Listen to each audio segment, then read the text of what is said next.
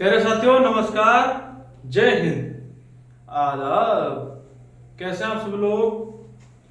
मेरे दोस्त, मेरे भाई, कैसे हैं आप सभी लोग? उम्मीद करते हैं आप सभी लोग बहुत अच्छे होंगे, शानदार होंगे और जबरदस्त होंगे और आप सबकी पढ़ाई बहुत अच्छी चल रही होगी मेरे दोस्त, ऐसी हम उम्मीद करते हैं।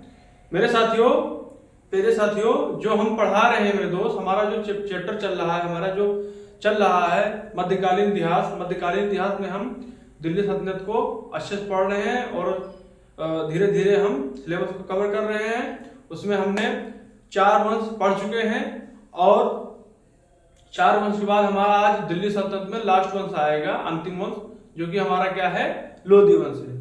तो लोधी वंश को हम शुरू करेंगे आज और लोधी वंश में अच्छे से पढ़ेंगे और उसमें जो इंपॉर्टेंट फैक्ट है मेरे दोस्त, उसे पढ़ेंगे। और आप सभी लोग अंत तक बने रहिए और हमारा channel army defence factory channel, आपका परिवार, हमारा परिवार, आप सभी लोग उसे सब्सक्राइब करिए, शेयर करिए और अपने भाई बहनों को शेयर करिए। जो हमारे भाई बहन पढ़ रहे हैं उनको भी शेयर करिए, जो वो भी लाभ उठा सकें। ठीक है मेरे दोस्त? और आप सभी लोग अच्छे से साथ साथ रिविजन भी करिए भाई। अगर रिवीजन नहीं करेंगे तो फिर प्रॉब्लम होगी, ठीक है ना?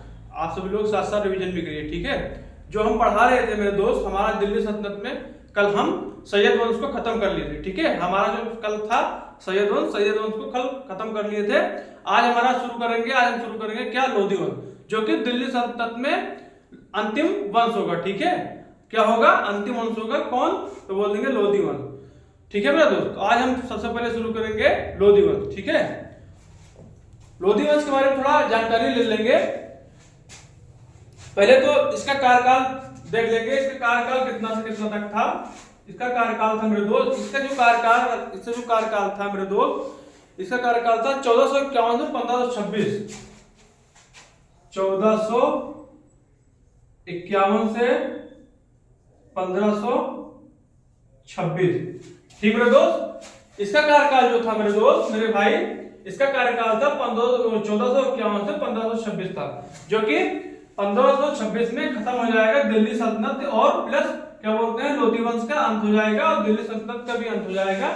जो कि इसमें लोधी वंश में जो अंतिम शासक होगा इब्राहिम लोधी, जो कि पानीपत का प्रथम युद्ध, उसमें मारा जाएगा वो, और उसके बाद में मुगल साम्राज्य की स्थापना होगी। ठीक है? मुगल साम्राज्य की स्थापना होगी। इसके बाद लोधी वंश के बाद हम शुरू करेंगे मुगल साम्राज्य। ठीक है? और जो लोधी वंश है मेरे दोस्त, लोधी वंश ये है, सबसे पहले लिखेंगे जो दिल्ली सल्तनत में, सबसे पहले पॉइंट लिखेंगे दिल्ली सल्तनत का, दिल्ली सल्तनत का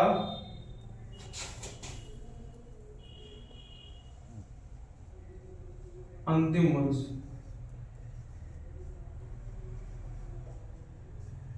दिल्ली सल्तनत का ये अंतिम वंश है। ठीक मेरे दोस्त? ठीक मेरे भाई? ये दिल्ली सल्तनत का अंतिम वंश है और ये प्रथम अफगान वंश भी था। ठीक है? प्रथम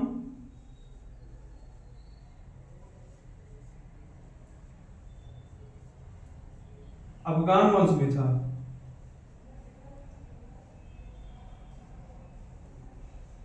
ठीक मेरे दोस्त? ये कौन था? प्रथम अफगान वंश था। ठीक मेरे भाई? और इसके बाद में इसका जो संस्थापक था, किनारे लिखेंगे, इसका जो संस्थापक था मेरे भाई, इसका जो संस्थापक था, तो बोल देंगे बहलोल लोधी, जो कि हम कल बता चुके हैं। बहलोल लोधी। ठीक मेरे दोस्त? कौन था संस्थापक लोधी वंश का? तो बोल देंगे बहलोल लोधी। और बहलोल लोधी, ये इसका कार्यकाल कम से कम लगभग 38 वर्ष, जो कि दिल्ली सल्तनत में सबसे लंबा कार्यकाल इसी का था। ठीक है? बहलोल लोधी का शासनकाल था। ठीक है मेरे दोस्त? सबसे लंबा शासनकाल बहलोल लोधी का था। ठीक मेरे दोस्त? इसका सबसे लंबा कार्यकाल था। इसके बारे में हम भी पढ़ेंगे, पहले इतना नोट कर लीजिए। इसके बाद में हम बहलोल लोधी का हेडिंग डलवाएंगे, हेडिंग डलवा कर उसके बाद में शुरू करेंगे। ठीक है मेरे दोस्त? इतना पढ़िए आप लोग, इसके स्क्रीनशॉट ले लीजिए आप सब लोग या नोट करिए। ठीक है?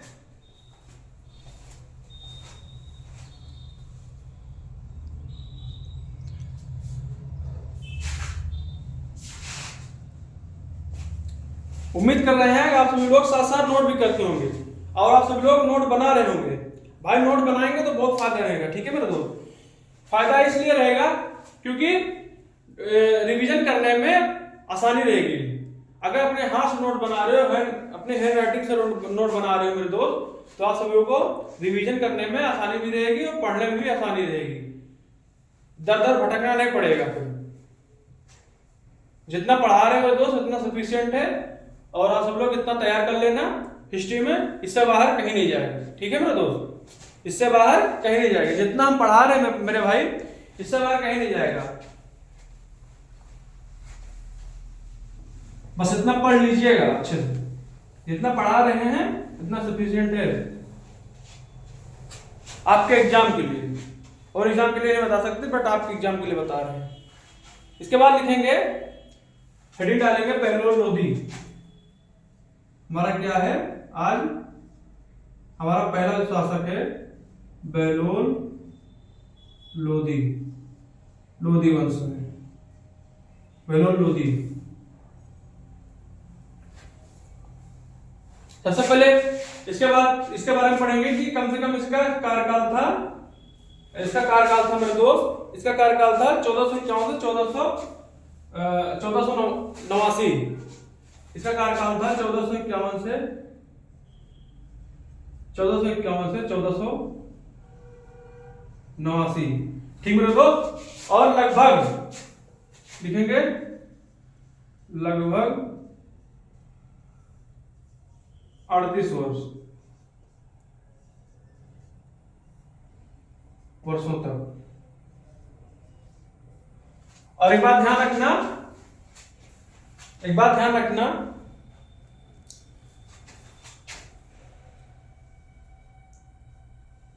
दिल्ली सल्तनत में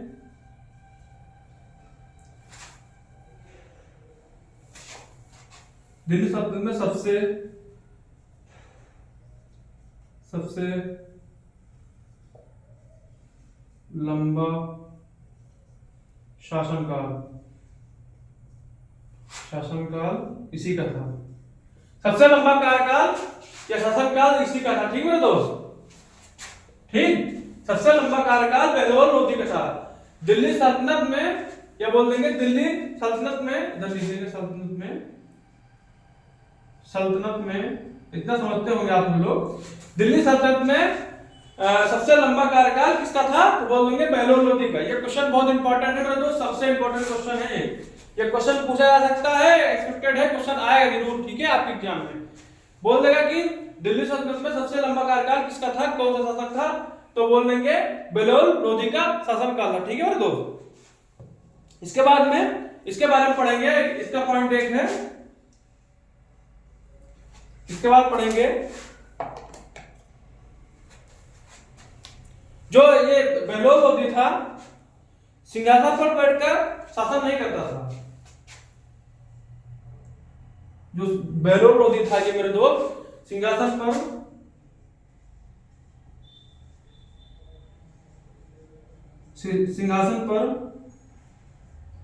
नहीं बैठता था,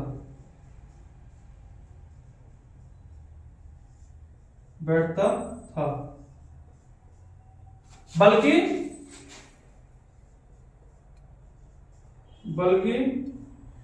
ये दरी पर बैठकर शासन करता था। दरी पर बैठकर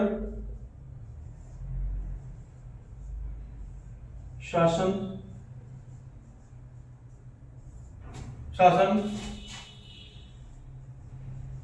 करता था, ठीक मेरे भाई। सिंहासन पर बैठकर शासन नहीं करता था, कौन, बोल देंगे बहलोल लोधी। ये सिंहासन पर नहीं बैठता था बल्कि ये दरी पर बैठकर शासन करता था, ठीक है मेरे दोस्त। इतने ये क्वेश्चन बहुत, ये भी इंपॉर्टेंट है, इंपॉर्टेंट, वेरी मोस्ट इंपॉर्टेंट है मेरे दोस्त। और ये भी बहुत इंपॉर्टेंट, ये जितना है ये वेरी मोस्ट इंपॉर्टेंट, ठीक है। ये क्वेश्चन पूछेगा कि कौन सा ऐसा शासक था मेरे दोस्त, पूछेगा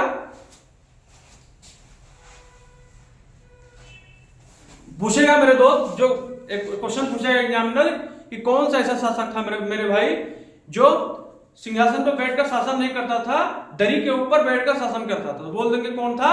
तो बोल देंगे बहलोल लोधी था। ठीक है मेरे दोस्त, कौन था? बहलोल लोधी था। इसके बारे में इतना ही पढ़ेंगे, ज्यादा इसके बारे में कोई मतलब नहीं पढ़ने से। यहाँ क्वेश्चन अगर पूछेगा तो सिर्फ ये इतना पूछ सकता है, ये पूछ सकता है, और क्या पूछ सकता है? इसका लोधी वंश का जो संस्थापक था तो बहलोल लोधी था। ठीक है, ये क्वेश्चन पूछ सकता है। उसके बाद में लिखेंगे लोधी एवं अफगान की जानकारी तारीख दाऊदी में मिलती है। ठीक है, इसे कोई मतलब नहीं पढ़ने के लिए। और उसके बाद में लिखेंगे लोधी, बहलोल लोधी जो था, बहलोल लोधी सेकंड सिजेरियन था। ठीक है मेरे दोस्त, सेकंड सिजेरियन था। ठीक है, और इसके बाद में लिखेंगे इसकी मृत्यु। इसकी मृत्यु मेरे भाई, इसकी मृत्यु के बारे में लिख लेंगे, उसके बाद में हम दूसरे शासक पाएंगे। ठीक है, इसकी मृत्यु,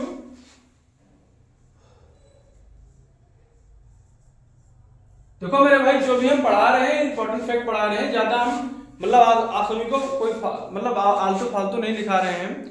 जो पढ़ा रहे हैं सफिशिएंट, अगर आप इतना तैयार कर लेंगे तो आप सब लोग एग्जाम में फोड़ कर आएंगे। एक बात ध्यान रखना, ठीक है, अच्छे से तैयार करिए। ठीक है, और इतना हम कॉन्फिडेंस के साथ बोल रहे हैं, इसका मतलब है कि हम मतलब थोड़ा बहुत एक्सपीरियंस तभी आप सबको बता रहे हैं। ठीक है, तो आप सब लोग हम उम्मीद करते हैं कि हमारी बात आप सब लोग समझते होंगे, सुनते होंगे। ठीक है, तो इसके बाद हम लिखेंगे इसकी मृत्यु।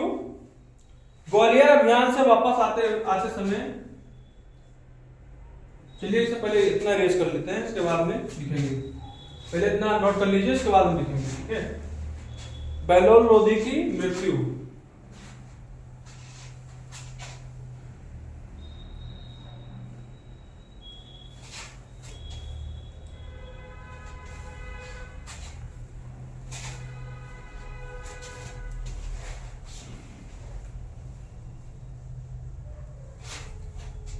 लिखेंगे इसकी मृत्यु, इसकी मृत्यु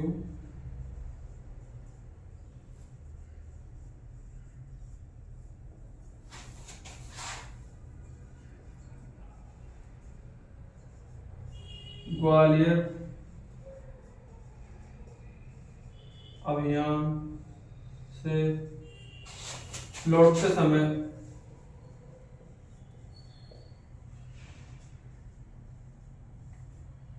ग्वालियर अभियान से लौटते समय मेरे भाई वापस मतलब लौटते समय बीमार पड़ने के कारण, बीमार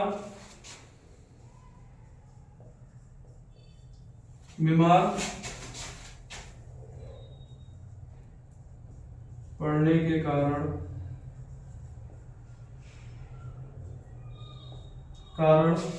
बीमार पड़ने के कारण मेरे दोस्त, बीमार पड़ने के कारण 1489 में मृत्यु हो गई। ठीक मेरे भाई, 1489 में क्या बोलते हैं, ग्वालियर अभियान से लौटते समय बीमार पड़ने के कारण मृत्यु हो गई। ठीक है, इसका जो मकबरा है, इसका मकबरा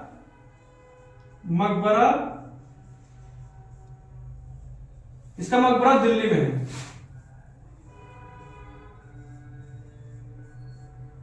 इसका मकबरा दिल्ली में है। ठीक है मेरे दोस्त, कहाँ है? तो दिल्ली में है। इतना नोट कर लीजिए, इसके बाद हम दूसरे शासक पे आएंगे। ठीक है, इसके बाद हमारा कौन सा शासक आएगा? इसका तीसरा पुत्र था, कौन था? तो बोल देंगे सिकंदर लोधी, जिसके मतलब लोधी वंश में सबसे प्रसिद्ध शासक यही होगा। ठीक है, जो कि 1504 में आगरा नगर की स्थापना करेगा। ठीक है, या शहर बोल देंगे, आगरा शहर की स्थापना करेगा। ठीक है,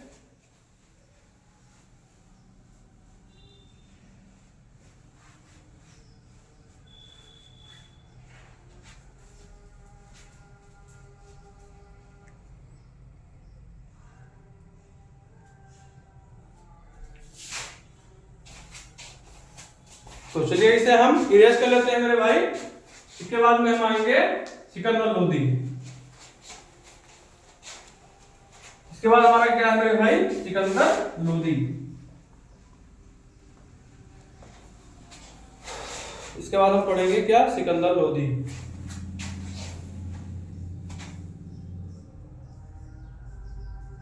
सिकंदर सिकंदर सिकंदर लोधी। इसका कार्यकाल कितना था मेरे भाई? इसका कार्यकाल था 1489 से 1517। 1489 से 1517। ठीक मेरे दोस्त, 1489 से 1517 इसका कार्यकाल था। ठीक है, इसका अन्य नाम था निजाम खान। इसका अन्य नाम था, अन्य नाम तो बोल देंगे निजाम खान। निजाम खान, ठीक है, इसका अन्य नाम था निजाम खान। यह बहलोल लोधी का तीसरा पुत्र था। यह बहलोल लोधी का तीसरा पुत्र था। यार बहलोल लोधी का तीसरा पुत्र था। ठीक है मेरे भाई, इतना ध्यान रखिए। ठीक है, और उसके बाद में लिखेंगे या गुलमुखी शीर्षक से कविता लिखता था। ठीक है मेरे दोस्त, या गुलमुखी शीर्षक से कविता लिखता था। ठीक मेरे भाई, और इसी के समय भारतीय संगीत पर पहला फारसी ग्रंथ लिखा गया। ठीक है, इसी के समय भारतीय संगीत पर पहला फारसी ग्रंथ। ठीक है, और इसके बाद में हम लिखेंगे ये संगीत का प्रेमी था, शहनाई सुनना बहुत पसंद था इसका। ठीक है मेरे दोस्त, और सिकंदर लोधी दाढ़ी नहीं रखता था। ठीक है, ये भी क्वेश्चन पूछा जा सकता है कि कौन सा शासक ऐसा था जो दिल्ली सल्तनत में दाढ़ी नहीं रखता था, तो बोल दोगे कौन था, तो सिकंदर लोधी था। ठीक है, सिकंदर लोधी था, ये दाढ़ी नहीं रखता था। इसके बाद हम लिखेंगे पहला, इसके बाद हम पॉइंट लिखेंगे या गुलमुखी या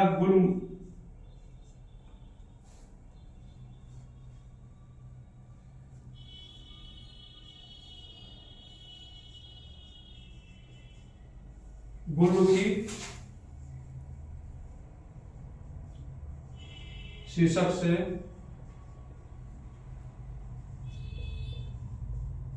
कविता लिखता।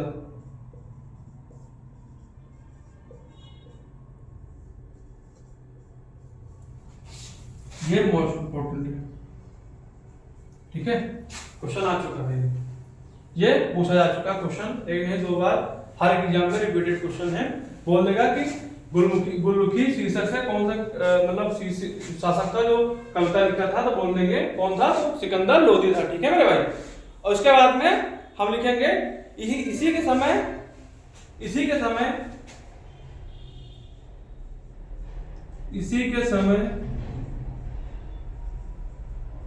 मेरे भाई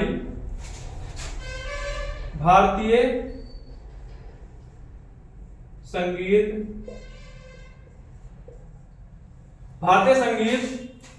लिखेंगे, भारतीय संगीत पर पहला फारसी ग्रंथ,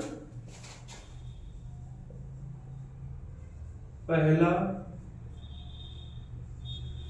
फारसी ग्रंथ लिखा गया।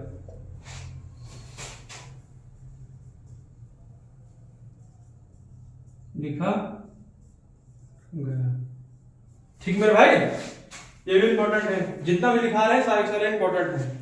और ये क्या बोलते हैं कि सबसे प्रसिद्ध शासक लोधी वंश में इसी को माना जाता है। इसी अगर लोधी वंश क्वेश्चन पूछेगा तो इसी क्वेश्चन पूछेगा। क्या संस्थापक कौन रहेगा, तो संस्थापक था बहलोल लोधी था। ठीक है मेरा दोस्त, जो भी तो उसके बाद जो भी लिखाए थे इससे पहले जो हम बोले थे इंपॉर्टेंट, वो भी सबसे ज्यादा इंपॉर्टेंट वही है। ठीक है, तो चलिए इसे आप सब लोग नोट करिए। इसके बाद में हम नेक्स्ट पॉइंट पे आएंगे। इसके बाद लिखेंगे सिकंदर लोधी दाढ़ी नहीं रखता था। ये भी क्वेश्चन बन सकता है। सिकंदर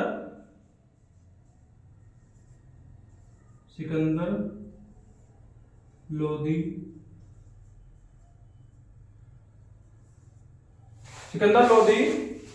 दाढ़ी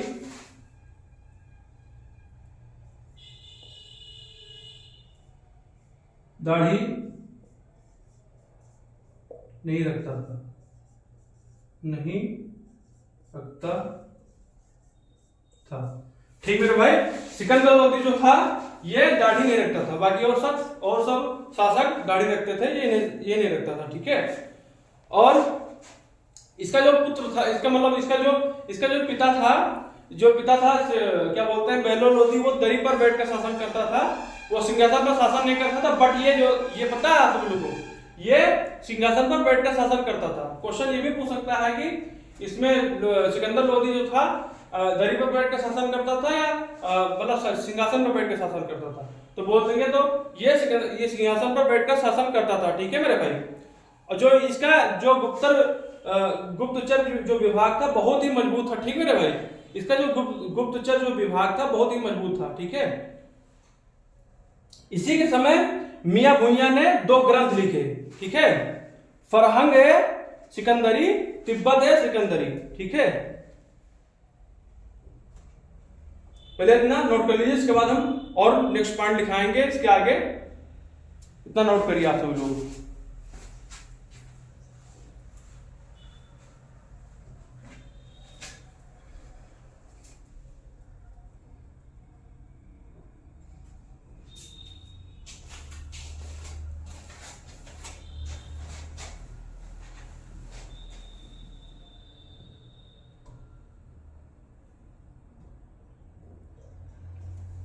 चलिए हम इसे इरेज कर लेते हैं। ठीक है मेरे भाई, इसे हम इरेज कर लेते हैं।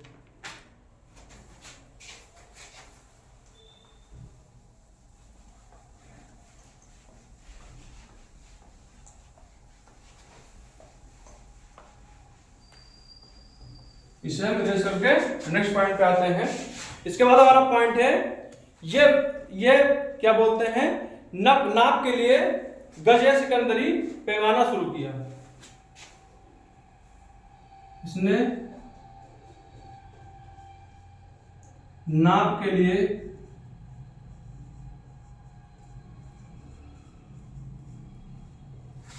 मेरे भाई गज ए सिकंदरी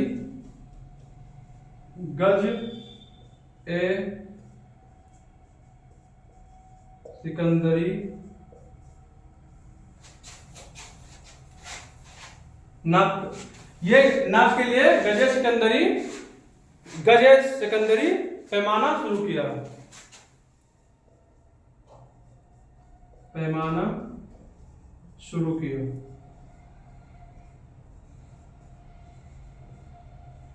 ठीक मेरे भाई, गजे सिकंदरी पैमाना शुरू किया। ठीक भाई, और उसके बाद में आ जाएंगे हम नेक्स्ट पॉइंट पर हम आ जाएंगे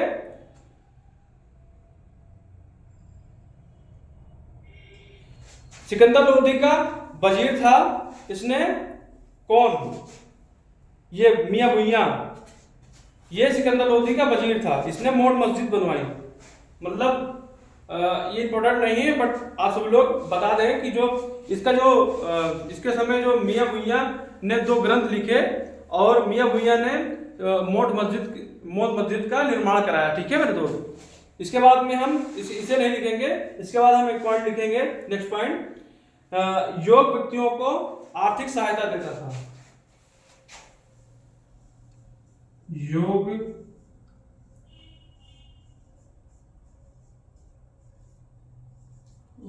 व्यक्तियों को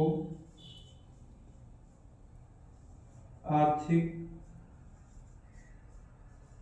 सहायता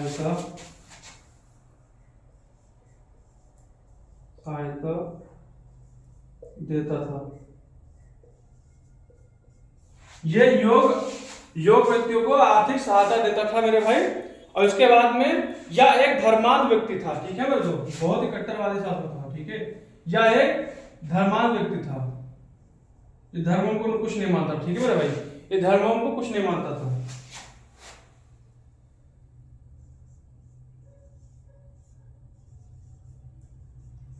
यह एक मेरे भाई, यह एक धर्मांध व्यक्ति था। ठीक है,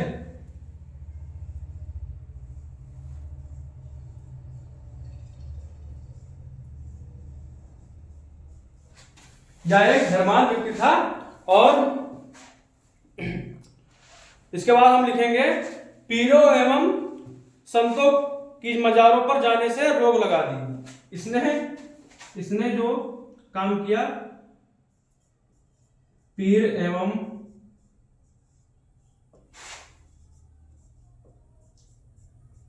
संतों के मजारों पर या बोल देंगे दरगाह पर रोक लगा दी।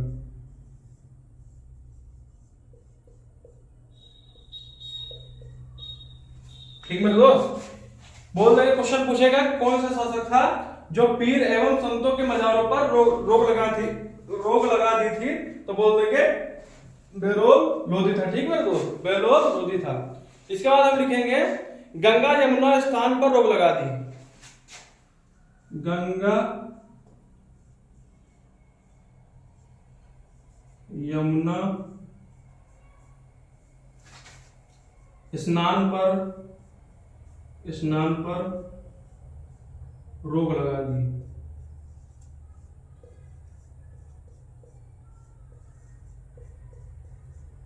रोक लगा दी। ठीक मेरे को, ये मतलब धर्मान व्यक्ति था ये गंगा यमुना स्नान पर रोक लगा दी। ठीक है, और मुहर्रम में ताजिया निकलने बंद करवा दिया। मुहर्रम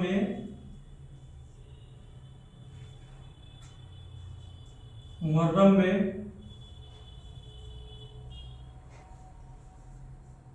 ताजिया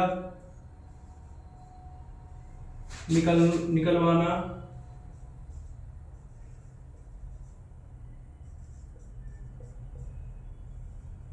बंद करवा दिया।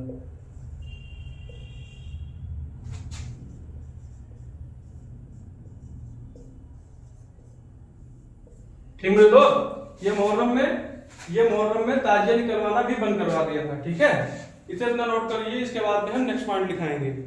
इसके बाद हमारा सबसे मेन पॉइंट आ जाएगा 1504 में आगरा शहर की स्थापना की। ठीक है मेरे दोस्त, 1504 में आगरा नगर की स्थापना या शहर बोल देंगे।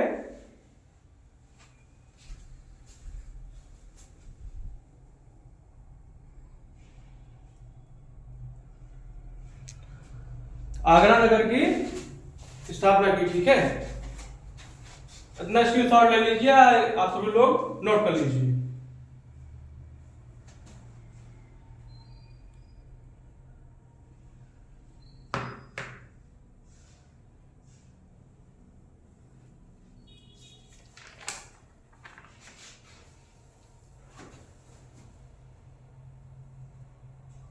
चलिए इसे हम इरेज कर लेते हैं।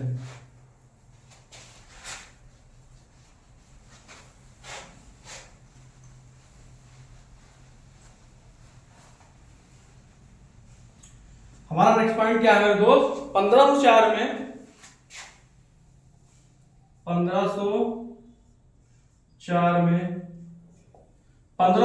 मेरे दोस्त 1504 में आगरा शहर की स्थापना की।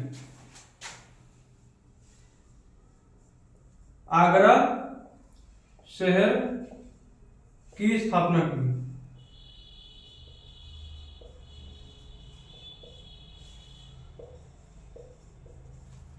आगरा शहर की स्थापना की। ठीक है दोस्त,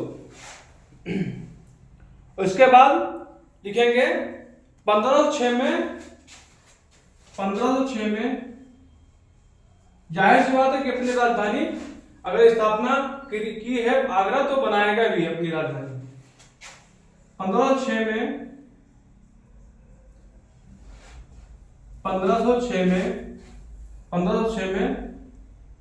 आगरा को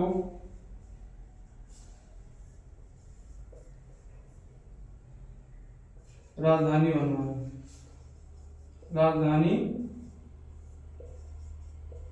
बनाया।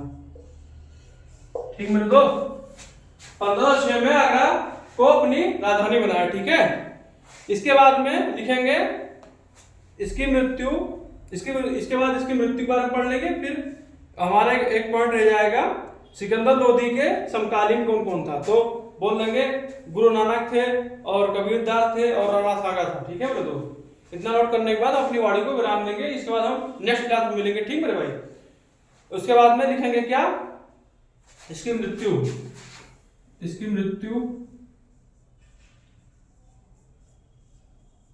मृत्यु, इसकी मृत्यु मेरे भाई, इसकी मृत्यु गले की बीमारी के कारण, इसकी मृत्यु गले की बीमारी के कारण हो गई थी, गले की बीमारी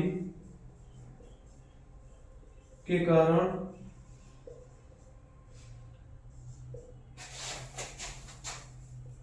हो गई।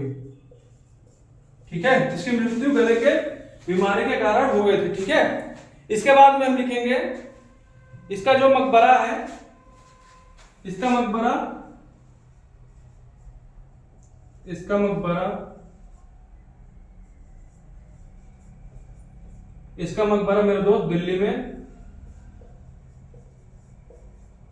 दिल्ली में, और लोधी गार्डन बोल देते हैं, लोधी गार्डन,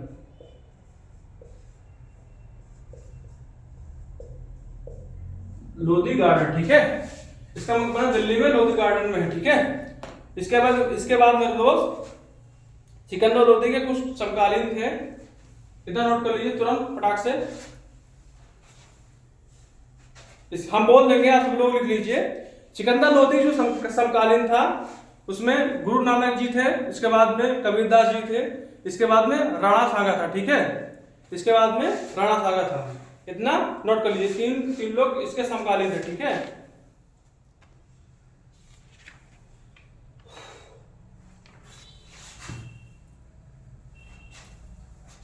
इसका समकालीन लिख लेंगे इधर किनारे, इसके समकालीन,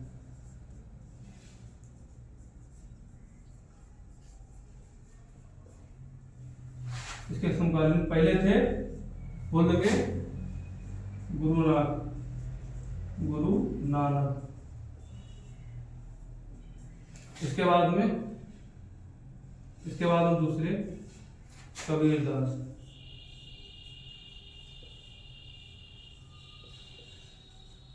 इसके बाद में राणा सांगा।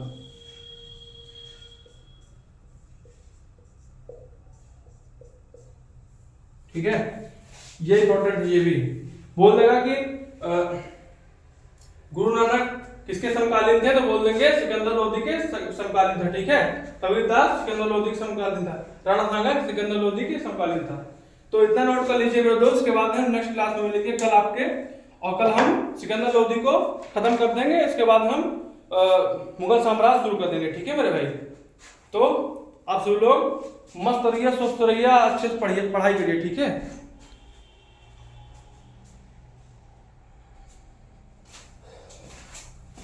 आप सभी लोग इसे स्क्रीनशॉट ले लीजिए या नोट कर लीजिए,